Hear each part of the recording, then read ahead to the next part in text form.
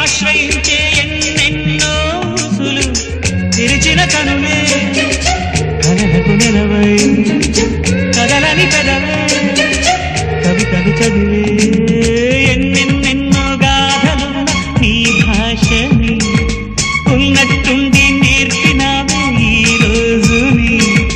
నీ జగన్ క్షణమైన బ్రతుకును చరితగా మార్చేస్తుందమ్మా గుడ్డ నిండా గుడి గంటలు గువ్వల గొంతులు ఎన్నో మోగుతుంటే